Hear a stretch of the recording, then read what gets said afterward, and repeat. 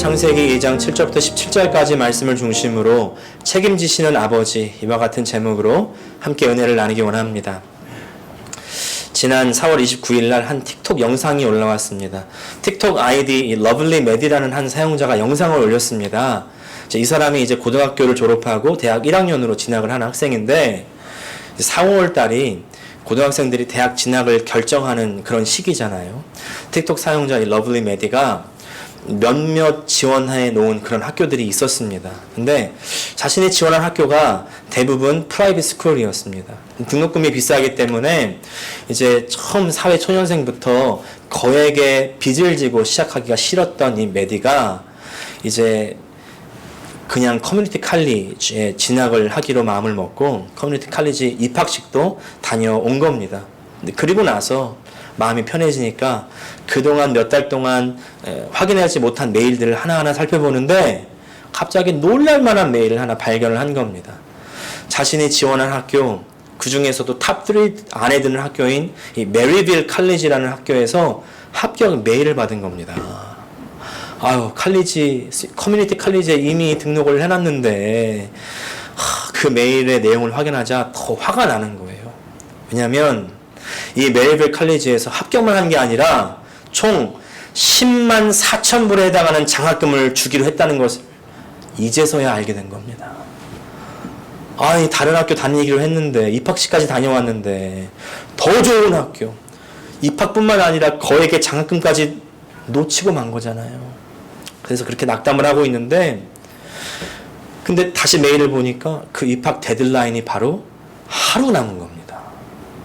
사람들이요, 그 밑에 막 댓글로 아직 안 늦었어, 하루 전에 그 메일을 확인한 게 바로 하나님의 뜻이 아니겠니, 빨리 가서 지원해, 막 격려의 글을 막 달아요.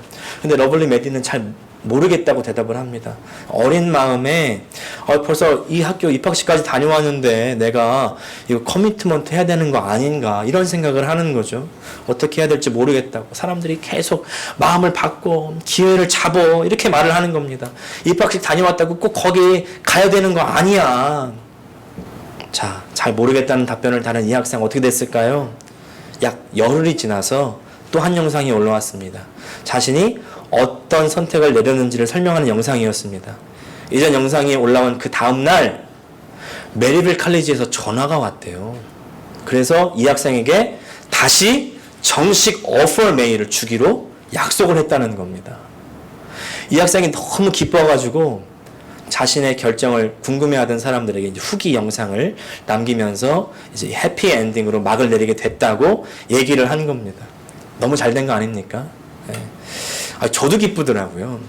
저는 이 학생을 보면서요, 복음이 이와 같다, 이런 생각이 들었습니다. 이 학생에게 그야말로 이 액셉턴스 레터가 복음 아니었겠습니까? 그냥 합격도 아니고 10만 불이나 되는 장학금까지 포함되는 엄청난 기회가 눈앞에 온 거잖아요. 근데 흥미로운 사실은요, 이렇게 좋은 소식이 왔으면 바로 결정할 것 같은데 바로 쉽사리 결정하려고 하지 않아요. 쉽사리 마음을 바꾸려고 하지 않습니다. 아니, 아직 하루나 남았는데, 여러분 다 아시지만요, 이제 인생을 겪어보셨지만 하루가 남은 거는 이건 되는 거잖아요. 이제 선배들, 어른들이 봤을 때는 아직 늦지 않았고 당장 그럼 전화해가지고 사정이 이러이러하니 알려주세요, 이러면 다 될 수 있는 걸 우린 다 알지만 고등학교를 막 졸업한 이 사람은 아직 잘 모르겠는 것 같아요. 입학식에 참석한 그 학교를 다녀야겠다는 그런 마음이 있는 거죠. 하나님께서요, 우리에게 복된 소식을 주십니다. 살 수 있는 길을 알려주세요. 내년이 새로워질 수 있는 그 소식을 알려주십니다. 근데 우리는요, 될까? 안 되는 거 아닐까? 그냥 내가 계속 살던 대로 살아야 될 것 같고요. 그냥 마음만 딱 바꾸면 되는데 그게 안 되는 거예요. 네. 그러면서 뭐 그냥 그렇게까지 해, 그냥 다니던 대로 다니고 그냥 살던 대로 살고 하던 대로 하자. 좋은 것이 더 있다고 하는데도, 가장 좋은 해결책을 알려줘도 그냥 하던 대로 하지 뭐. 네. 살던 대로 살지 뭐. 저는요, 이 이야기에서 참 가슴에 와닿았던 점이 뭐였냐면요, 그 대학에서 직접 이 메리라는 학생에게 전화를 했다는 것입니다.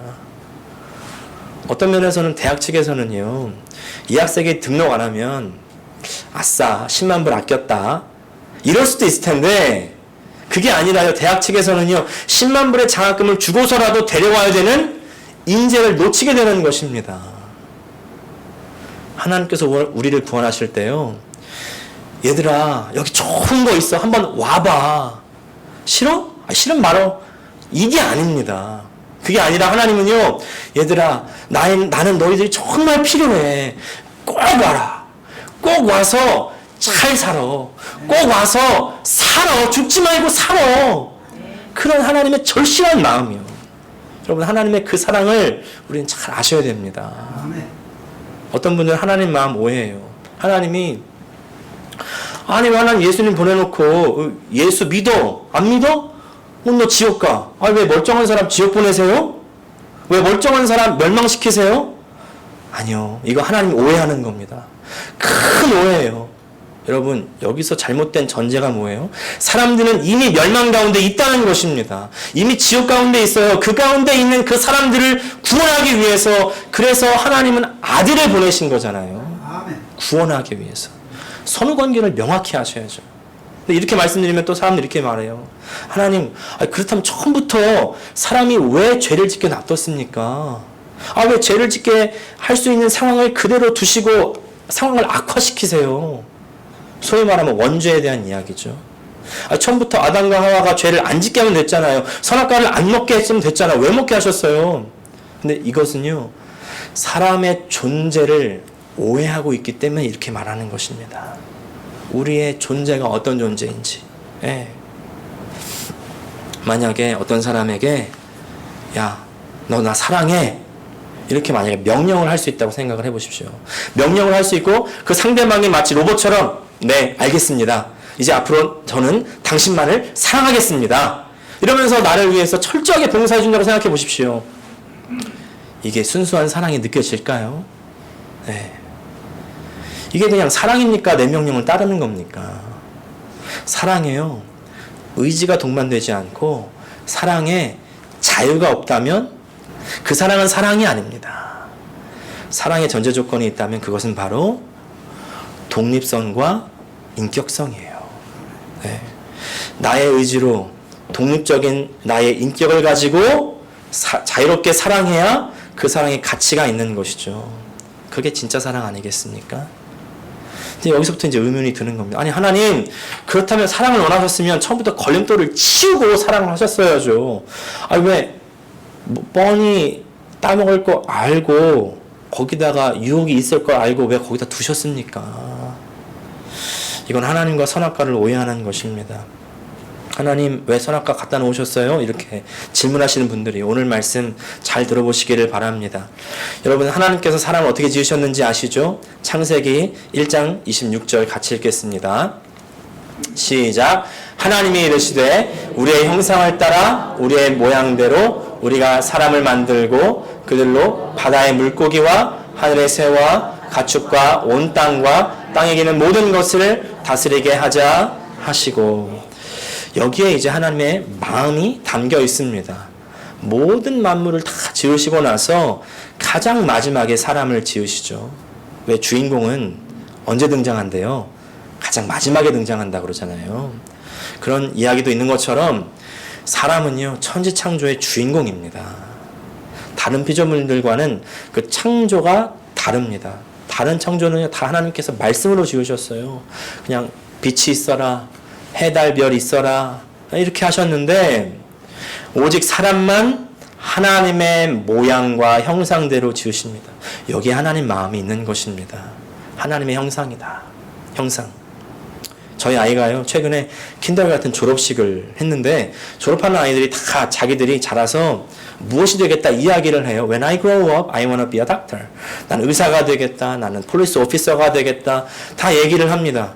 우리 아이는 무슨 얘기를 하려나 근데 기대를 가지고 들어봤어요. 최근에 그리는 걸 좋아해서 자기는 아티스트가 되겠다고 그러는 거예요. 아티스트가 되겠다고 하겠지. 갑자기 얘가요, When I grow up, I want to be mommy. 엄마가 되겠다는 거예요. 그래서 그 이유를 얘기하는데 Because I want to have babies. 내가 아기를 가지고 싶다는 겁니다. 깜짝 놀랐어요. 60명 졸업하는데요. 엄마가 돼서 아기를 갖고 싶다는 애는 얘가 유일했습니다.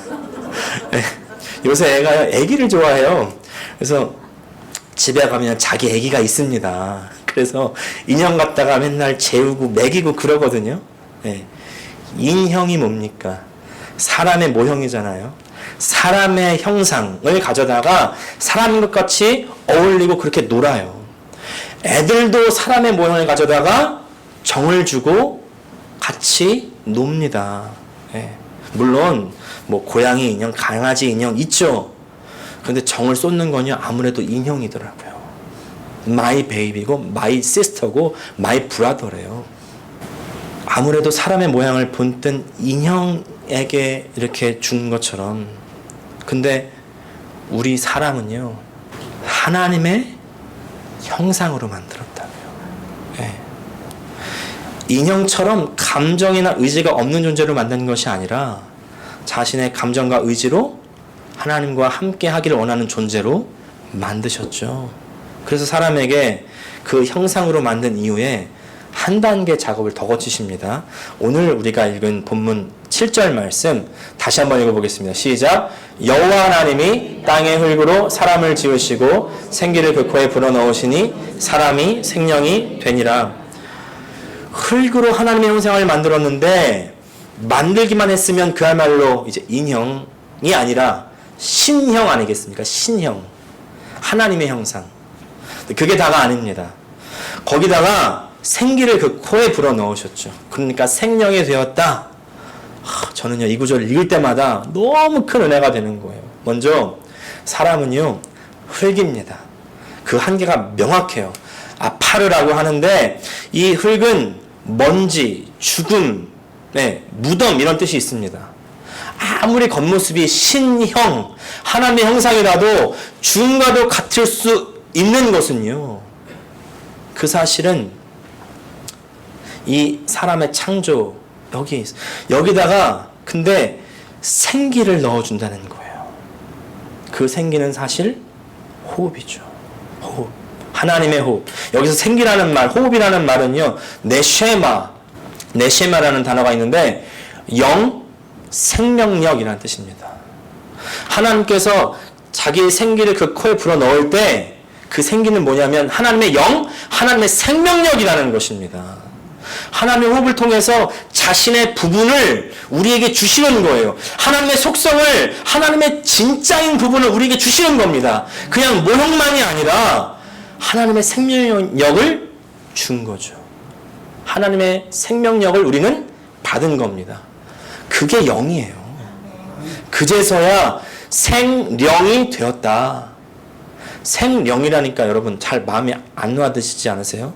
세번역은요 생명체가 되었다. 현대인의 성경은 산 존재가 되었다. 공동번역은 사람이 되어 숨을 쉬었다. 정말 멋진 거 아닙니까? 여러분 하나님이 하나님의 부분을 사람에게 주니까 그제서야 사람은 사람답게 된 겁니다. 그제서야 살아있다고 할 수 있는 거예요. 이 말을 뒤집으면요 하나님의 부분이 없으면 사람은 사람이 아닙니다. 사람이라고 해도 살아있다고 해도 살아있는 게 아닌 것입니다. 정말 사람을 사람 되게 하는 것은 하나님이에요. 하나님의 호흡이고 하나님의 생명력입니다. 하나님은요 자기와 함께할 존재인 사람을 자기의 형상으로 만들고 자신의 생명력을 부어서 만들었습니다. 저도 생각해 보니까요 저랑 비슷하게 만들고 저의 생명력을 쏟아부어서 만든 존재가 하나 있더라고요. 누구예요? 딸이에요. 딸. 제가 제 딸을 봐도요 저랑 비슷해요. 그냥 저예요. 네. 어떤 분은 또 제 아내라고 하시는 분들도 계신데 접니다. 네. 하는 짓이 똑같아요. 어떻게 그렇게 똑같은 짓을 하는지 네. 그걸 그냥 보니까 얼마나 그냥 보기만 해도요 좋아요. 오늘 와서 또 아빠 웨이크업 하는데 귀찮으면서도 그냥 그 자체로 너무 좋은 거 있죠. 제가 제 딸을 봐도 그렇게 좋은데 하나님이 하나님의 모양대로 만들어서 하나님의 생명력을 부어놓은 그 사람들을 보실 때 얼마나 좋으시겠냐고요. 제가 설교 준비를 하다가요, 그 하나님 마음이 느껴져가지고 얼마나 울었는지 몰라요. 왜 어머니가 그런 말씀 하시잖아요. 너 애 낳아봐. 그래야 내 마음 알지. 예.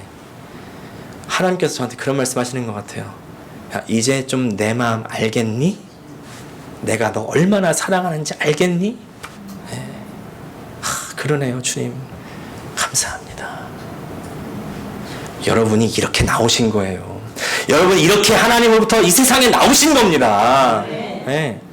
여러분이 호흡하실 때요, 그래서 그냥 살려고 숨 쉬지 마시고 하나님의 호흡을 느껴보시기를 바라요. 한번 좀 숨 좀 쉬어보겠습니다. 하나님이 이렇게 우리에게 호흡으로 생명력을 주시는 거예요. 우리와 함께 호흡하고 계시는 것입니다. 그렇게 살았던 곳이 어디냐면 에덴이라는 곳이에요. 에덴 하면 우리 동산을 떠올리는데, 동산 하면 뭐 집 뒤에 있는 자그마한 동산인가? 이렇게 생각하지만 숲 혹은 평야 뭐 이런 평가가 더 정확할 것입니다. 에덴 동산이 낙원의 원형이라고 그러죠. 근데 에덴 동산이 낙원일 수 있는 이유는요, 그냥 모든 것이 다 갖춰져 있고 풍부해서가 아니라 하나님이 자신을 쏟아부어 사랑하기로 작정한 존재가 함께 있기 때문에. 왜 갖춰져 있지 않아도 그냥 그 존재만으로도 행복한, 그것이 있지 않습니까? 그것이 이루어지는 곳이 어디냐면 가정이죠. 가정. 그래서 여러분 언제 기쁘세요? 내가 비싼 것을 먹어서 기쁜 것이 아니라 내가 사랑하는 사람과 함께 무엇을 먹든지 행복하잖아요. 어디 좋은 데를 가서가 아니라 어디를 가도 내가 사랑하는 사람과 함께 가면 행복하지 않습니까? 네. 그래서 가정은 서로의 존재로 행복할 수 있는 곳. 그래서 기쁨이 가득한 곳. 에덴은요, 기쁨이란 뜻이잖아요. 희락이란 뜻이에요. 그 기쁨이 사방으로 흘러갈 때 그 다른 곳에 생명력을 전해줍니다. 그것이 바로 에덴으로부터 나아가는 그 강인 것이죠. 예. 근데 우리가요, 이런 말 있어요. 아무리 좋아도 서로 바라만 보고 있으면 불타 죽는데요. 네, 불타 죽는데. 서로 사랑에 불타서 죽는다 그러는 거예요. 그래서 하나님께서요, 이 사람들에게 일거리를 주십니다. 아담에게 일을 주세요. 어떤 일을 주시냐면은 동물들에게 이름을 지으라고 하시고 또 이 모든 것을 다 다스리게 해 주시는 거예요. 아까 우리가 읽은 구절에서도 에덴 동산을 다스리고 지키게 하셨다 이렇게 말씀하셨죠.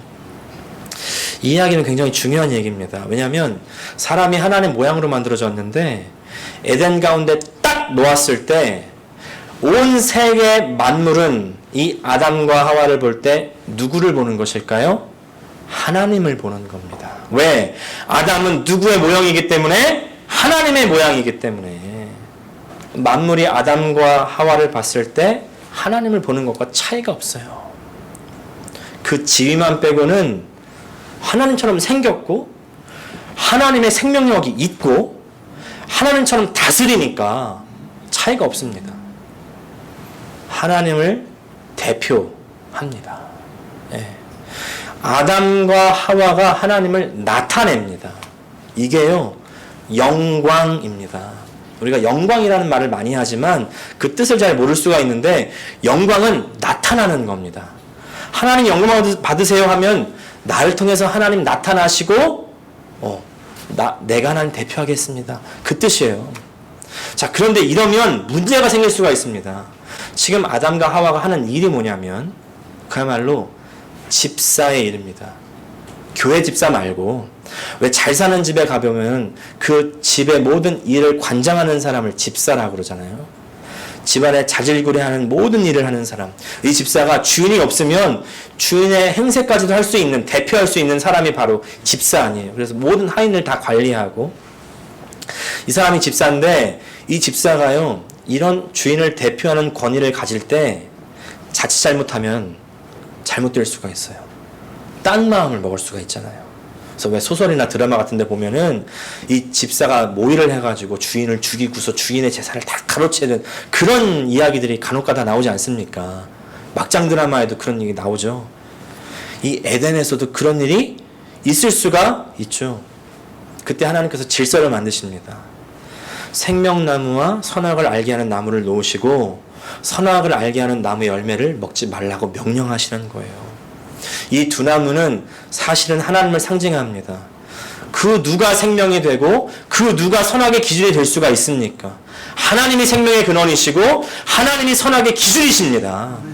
그리고 그 두 나무가 동상 중앙에 있다는 것은 하나님께서 모든 만물의 중심에 함께 하신다는 것이죠.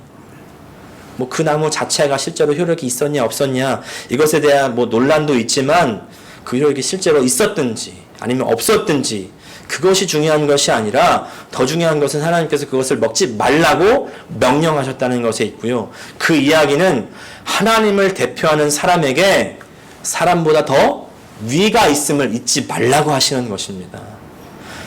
하나님께 권위가 있음을 잊지 말고 너를 만든 창조주가 있다는 것을 잊지 말라는 거예요. 네. 생명나무와 선악을 알게 하는 나무를 볼 때 내 위에는 하나님이 계시지. 나는 하나님을 섬겨야지. 이건요, 일반 회사에서 그냥 상사가 부하 직원에게 야, 내가 너보다 위야. 너 나 잘 모셔. 확 알아서 조심해. 이런 얘기가 아닙니다. 아담과 하와의 삶의 질서를 얘기하는 거예요. 왜냐하면 생명력을 쏟아 부어서 만든 이 귀한 자식과 똑같은 창조물이 아담과 하와인데 얘네들이 잘못된 길로 빠지지 않고 질서 안에서 잘 살라는 겁니다. 왜? 거기서 벗어나면 망하기 때문에. 마치 나뭇가지가 나무에서 떨어져 나가면 죽는 것처럼. 왜? 우리가 법을 왜 만들어 놓습니까? 법 안 지키는 사람 벌 주려고요? 아닙니다. 우리가 잘 살려고 법을 만드는 거예요. 그 법을 안 지키면 사실은 피해는 누구한테 오냐면 그 자신에게 오는 것입니다. 법을 잘 지켜서 서로 잘 살아보자는 거 아니에요? 하나님께서도 이 울타리 안에서 기쁘게 잘 살라는 것입니다. 이것을 근데 이때 두고 볼 수가 없는 한 존재가 있어요. 사탄입니다. 뱀의 모습으로 나타나서 아담과 하와를 꼬시잖아요. 꼬시는 미끼가 뭐냐면 네가 하나님처럼 되라는 겁니다. 하나님처럼 되라. 하나님처럼 되라. 이게 사탄의 타락의 이유 아니겠습니까? 동시에 사람도 동일한 이유로 타락하고 맙니다. 죄가 그래서 뭐냐면요. 죄의 뜻은요. 자리에서 벗어나는 거예요. 원래 자리에서 이탈하는 것입니다. 관역에서 벗어나는 겁니다. 그냥 좀 거짓말하고 도둑질하고 이런 게 죄가 아니에요. 원래의 목적에서 벗어나는 것, 그것이 죄라고요. 그래서 죄를 지으면 죽음이 온다는 것은 원래 생명의 자리, 원래 질서의 자리에 있어야 되는데 거기서 벗어나니까 죽음은 당연한 것이죠. 아니 하나님 그럴 줄 몰랐어요? 죄 지을 줄 몰랐습니까? 네, 그럴 줄도 아시기도 하셨겠죠. 그러나 하나님은요 이 사람을 말리지 않죠. 왜 말리지 않았을까요? 그것은 벌써 설명을 드렸어요.